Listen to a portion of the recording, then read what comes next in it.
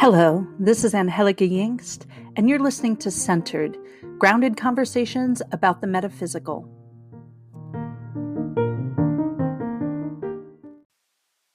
Blessed Imbolc friends, this is Angelica Yingst, and I am here with a bonus episode of Centered and a reading in history for Imbolc.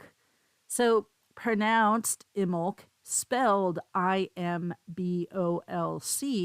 Many people say Imbolc, but Imbolc stands at a midway point between winter solstice and vernal equinox. And this is called the cross-quarter day. And the cross-quarter days are Imbolc, Beltane, Lunazda, and Samhain. Okay? So we're talking about the pagan wheel of the year, which is basically based on the agrarian calendar. And so when we work through the wheel of the year, which I like to do, and I like to teach people about the wheel of the year, even if they don't consider themselves pagan, because it connects you with the rhythms and movements of the earth.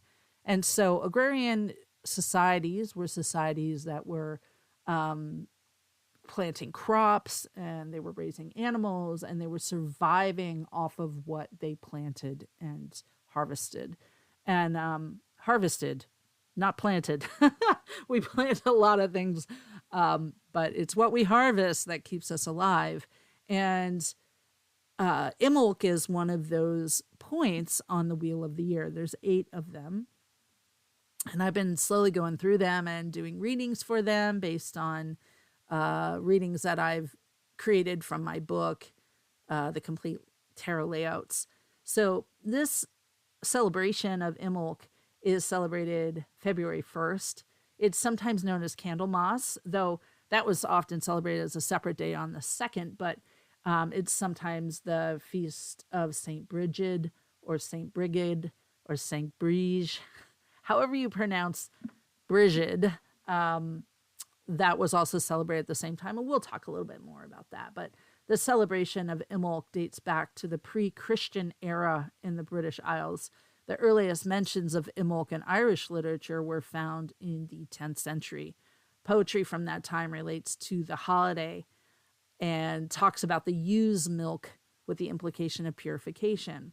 And so, this ritual and this holiday seemed to be based on the breeding cycle of sheep in the beginning of lactation. So the holiday was traditionally aligned with what was considered the first day of spring and the idea of rebirth, because the agrarian calendar is not based on seasons being like started at the equinoxes and solstices. In fact, those are the midpoints of the seasons in the wheel of the year. So winter solstice is actually called midwinter, and summer solstice is midsummer. Part of that is that that's the height of starting to know that it's summer. And so you have this slow build up to spring, and then you'll see the peak of it March 21st, and then it'll go until Beltane, which is May 1st, and then that will be the first day of spring. Or summer, sorry, because it starts to get hot. And that makes sense to me, but I didn't write the calendar, so. But the idea here is, for those of us studying the agrarian calendar and learning from it what we can about our own spiritual work, Imbolc actually translates to ewe's milk. And the ewe's milk refers to the gift of sheep's milk that early lambing would mean for a hungry family in winter.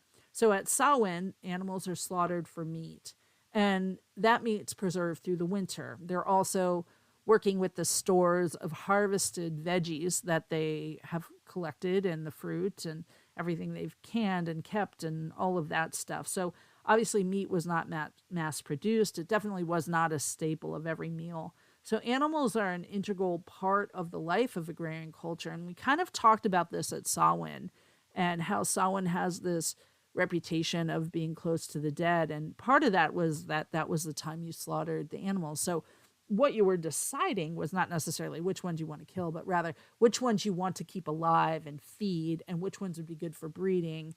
and blah, blah, blah, because those animals ate the oats that you would eat. So you are literally taking food out of your family's mouth, a human family's mouth, and into your animal family's mouth. So you cared for animals that then fed your family. And so those that produce milk were actually the first food of the year. Sheep's mate in the autumn and then gestate for 5 months and then give birth around Imbolc. So the birth of the lambs meant the first fresh milk in months and months and months. And the cheese made from the milk was truly like a sign of spring. So when the land is covered by snow in winter, it serves as a blanket and a source of water and warmth for the seeds under the soil. And the seeds in the soil were the ones that fell last harvest and were turned over in the soil and buried deep. So it's at Imbolc that those seeds begin stirring in the womb of Mother Earth. And you can kind of think of it, if you think of gestation and thinking about the womb of Mother Earth, this is the quickening, when you can start to feel the baby move in your tummy. And for us, that's about halfway through. So we're thinking about it that way. We're not going to see those seeds start to pop for a while, but when the seeds start to move, they're making their way up towards the sun, the warmth. They're going to break the soil and find their way to spring. And so the 6 weeks between Imbolc and vernal equinox, the stirring begins. And this is an important part of the spiritual work we do. We plant seeds, we set intentions, we read the signs, we look at stuff changing. We may not see immediate results when we plant seeds. And that's frustrating for some of us who are impatient, but we often struggle with how slow things seem to be progressing. At Imbolc, it kind of reminds us that while everything looks fallow or dead, under the surface, everything is changing and growing and transforming. And there is a journey to light that occurs while you're in complete darkness. And that's really important too. So Imbolc celebrations took the form of a festival in honor of the goddess Brige. Again, Brigid. Some people say Brigid. Americans often say Brigid. I think it's pronounced Brige, though I could be completely wrong. But she was one that was evoked for fertility blessing. She also oversaw healing and prophecy and crafts and poetry. And Brige is considered one of the most powerful Celtic gods. She was the daughter of Dagda and Tua de Danann. Hopefully I pronounced that right. Myths about Brige and her birth say that she was born with a flame in her head and drank the milk of a mystical cow from the spirit world. And Brige is credited with the very first keening, a traditional wailing for the dead practiced at funerals by Irish and Scottish women. And I can just say that when my daughter died, the kind of noises that came out of me were very animal. And a really close friend of mine's sister-in-law lost children and at birth. And she sent me an email and she said, "This is the time when you will be keening." And that word I'd heard, obviously, but I looked it up and I was like, oh, that's the noise that I make. That's the noise I make when I mourn my daughter's death. And so Brige is very close to my heart with this one. So in pre-Christian times, Imbolc observance began the night before February 1st. Celebrants prepared for a visit from Brige into their homes by crafting an effigy of the goddess from oats and rushes, and the effigy was placed in a dress and put in a basket overnight. And the day of Imbolc, rituals included burning lamps and lighting bonfires in tribute to Brige. Now, over the centuries, Brige was adopted into Christianity as Saint Bridget. And I'm going to say Saint Bridget because that's what most Americans call her. And I like the difference, So one of Ireland's 3 patron saints, the Catholic Church claimed Saint Bridget was a historical person with accounts of her life written by monks dating back to the 8th century. So Brigid or Bridget, you can use it with the T too, is a patron saint of Irish nuns, newborns, midwives, dairymaids, and cattle. But whether or not she existed is really not that important. Her sainthood very much mirrors the pagan goddess and illustrates, probably most clearly how pagan goddesses turned into Christian or Catholic saints. So, like the goddess Brige, Saint Bridget was associated with milk and fire.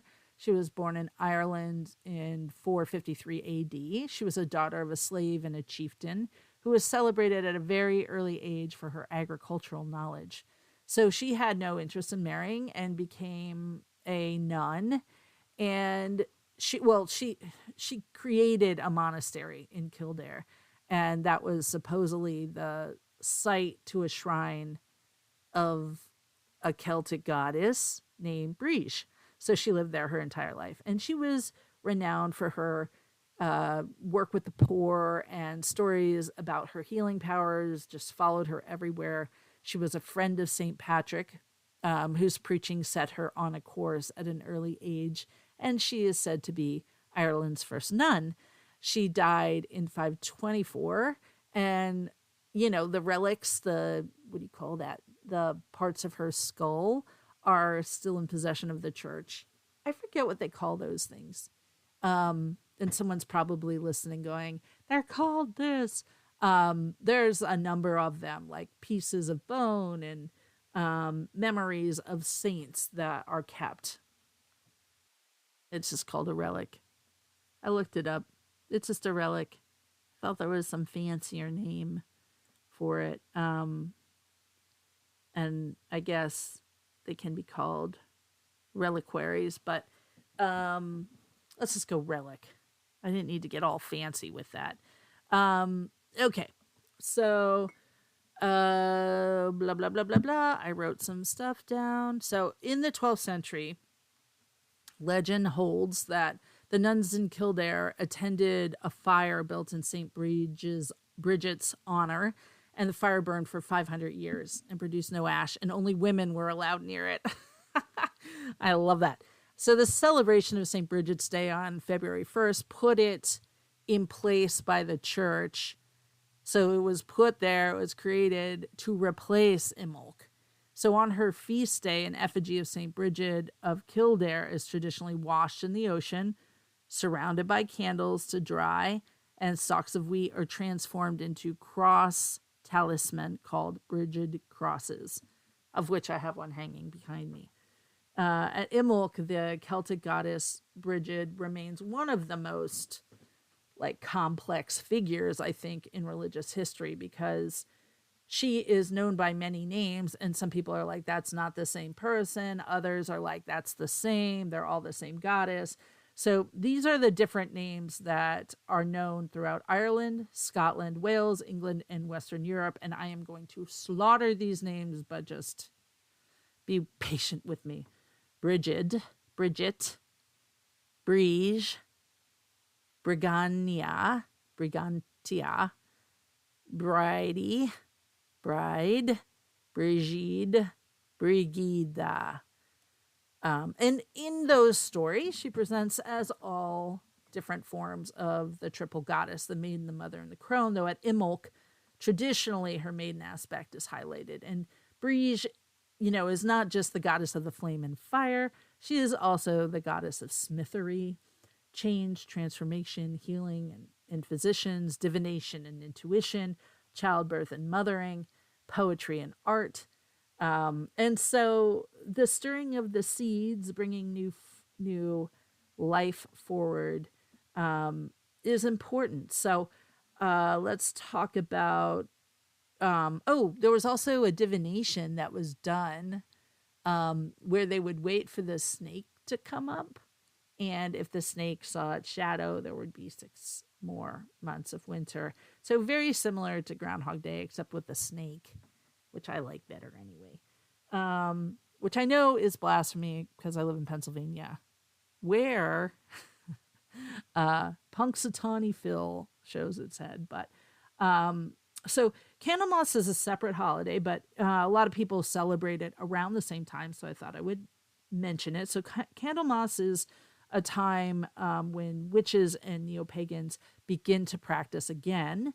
It's it's the end of the season of pause that starts on Samhain, where you're not supposed to be doing a ton of spells. It's a dark time. And so it's also, this becomes the time for initiation for witches who are training in Wiccan religion to honor their year and a day training. Meaning, so when Wiccans kind of get initiated into the religion of Wiccanism, is that a word? They study for 366 days. They call it a year and a day. Okay. So all that's to say is Imbolc is a time when we reflect on what's stirring within us. Okay. And the traditional work that's done is the physical cleansing of the home. We're getting ready. We are doing spring cleaning, right? But this kind of cleaning, like, a lot of people dismiss cleaning. Cleaning is energetic cleansing as well as a physical cleansing. You cannot do spiritual cleansing if you're not doing a physical cleansing. So you can't cleanse a house. You can't cleanse a soul when your house is dirty. It really needs to go together. So the cleansing, the emotional cleansing, spiritual cleansing, mental cleansing, are focusing on where your thoughts lie, how to purify and reorient your goals towards positive. You're asked to focus on self-care and caring for the self during this next 6 weeks. If you fast at different times of year, Imbolc is a wonderful time to restart or kind of detox the system by clearing the body of toxins, however you see that, and that it doesn't have to be like a starvation. So this is really a time to figure out what seeds did you plant in the autumn and what is stirring within you now, what's ready to make its way to the light, and then what are you ready to kind of prune and get rid of, and what do you need to nourish. So when we work with Imbolc as a kind of spiritual, personal spiritual work, it's really a great time to physically cleanse your sacred space, to honor yourself, to honor cleansing of the home. I often will place a bowl of seeds in the center to honor the seeds that we've planted and the ones that will come. You can use black stones like black tourmaline, smoky quartz. If you're purifying, you can use selenite or dendritic agate. Traditionally, white or red candles are used. Black adds a layer of protection. I often add a lot of those spring flowers like tulips to my altar space. Obviously, you want to declutter. This is a good time to take your runs to the secondhand store or the Goodwill. Give away anything not serving you. Pass on the medicine. Even if it's been in your home for so long you don't remember where you got it, this is a time to streamline. So physically just remove things and then, rehome things. And it's a really good time to open the windows and kind of smudge or smoke cleanse. I don't want to use smudge anymore, and I just did. But smoke cleanse. Many pagans or witches will place salt in each room, and that will later be vacuumed up, so you can just put it on the floor to get vacuumed. The salt serves to purify and cleanse the space. You can mix it with lavender. I often do that because when your vacuums up lavender, it makes the whole house smell amazing. You can also ritually sweep, and we do this by starting in the back of the house and then move forward. You open your door and you basically sweep out the door. And I like to use a natural broom. You can also boil lemons, about 9 of them, cut them into thirds with salt, and then use that as a base for wiping all the surfaces or for mopping or adding white vinegar to it to mop. You can also use some essential oils in there. But generally, all your work should be done sunwise, meaning clockwise through the home, front to back, and then sweep and vacuum and mop. And once you finish, then you can burn all the sacred herbs and kind of spiritually cleanse as well. And the blessing you can use is um, spirit of the earth, or Mother Earth, Father Sky, cleanse the space. The powers of air, protect the space. The power of fire, protect the space. And you can kind of go through and kind of smoke cleanse every room, or use Reiki in every room, or drum in every room.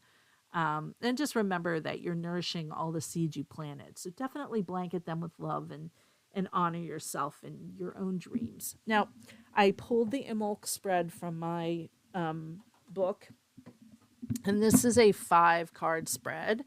And this layout really just taps into the energy of like what's ready to be harvested, what's going to, like, what seeds are stirring, etc. So I use that metaphor through this. So the seed already stirring within you, we're starting with the Ace of Pentacles. So this feels like a really good time to be thinking about what new financial situation you want to call in, what job, what money, the house, the money, all of that is represented by the pentacles. And the ace has that kind of gift from spirit of that energy. So what seed is stirring within us? Well, it's new job energy, new career energy, new money energy. So all of that great stuff. So think about what's happening in your life around money and job and whatever. So, someone like me, I can clearly see how that's happening, as my job just ended at the end of January, and I'm starting some new things. This would be represented really well by the Ace of Pentacles. Now, someone who's retired may be wondering, oh, what does that mean? Well, it could mean, a new commitment to your home, just new energy in your home, and that can mean so many different things to different people. So if you're not working, or if it's not directly about work, then think about your home and your family, because that's what the pentacles represent. They're the earth element in the minor arcana.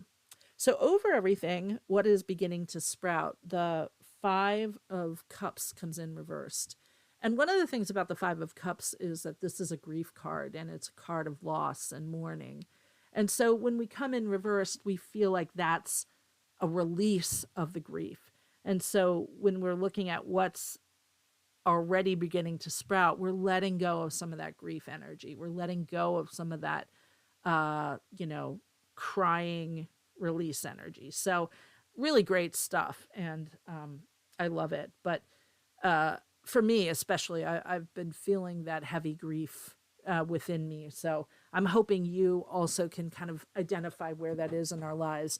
And remembering too, like for me, that grief is coming also from the loss of my job, so there are many things that we can be grieving. It doesn't just have to be someone passing away, though that can definitely be represented by the grief card. But think about your life in a lot of different aspects, not just the obvious one.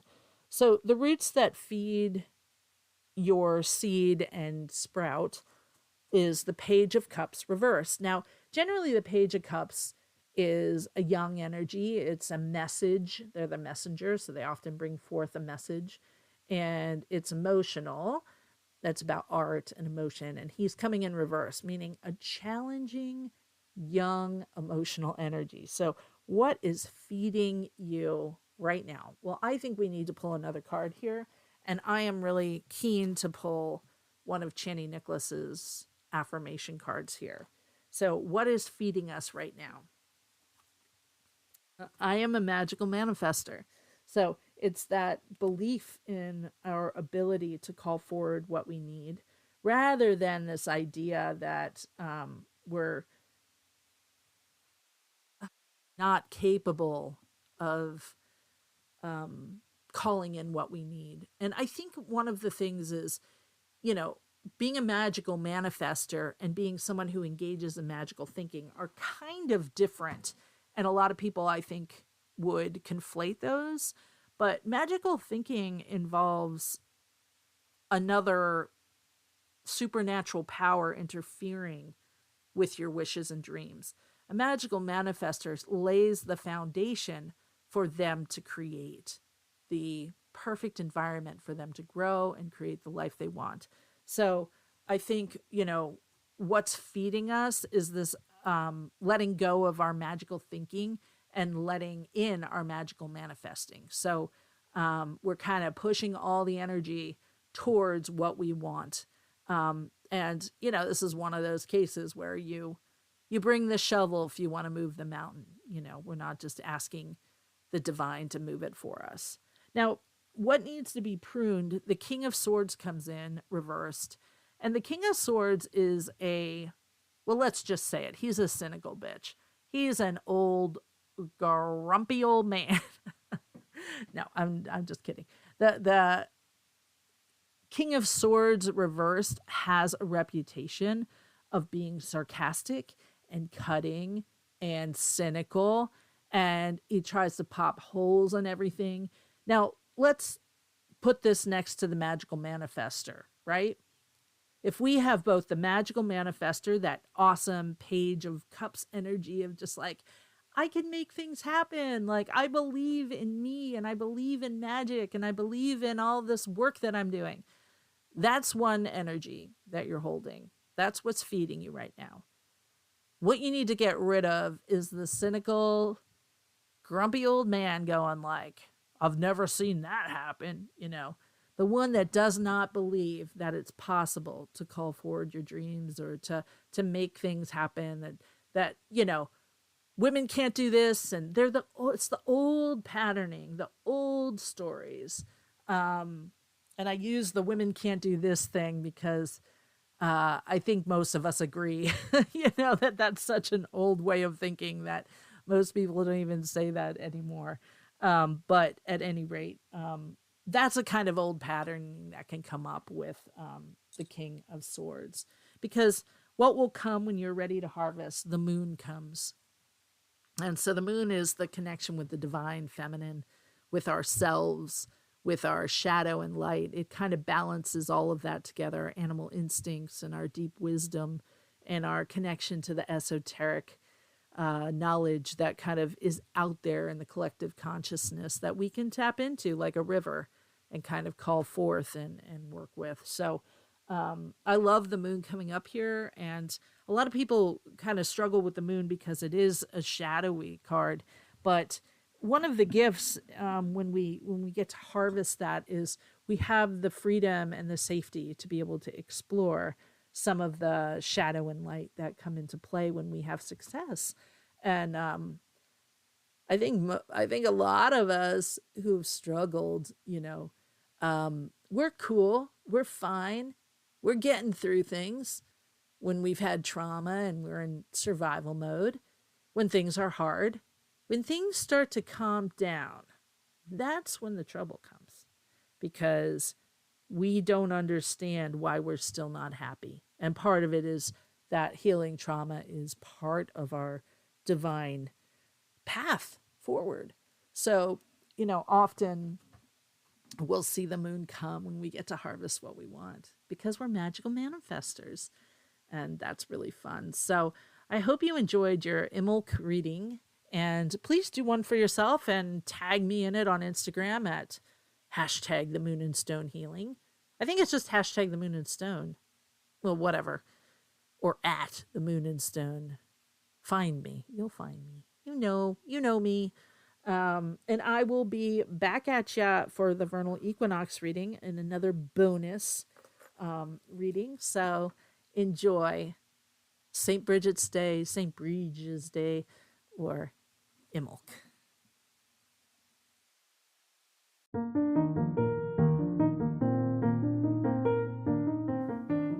Thanks for listening to Centered with me, Angie Yingst.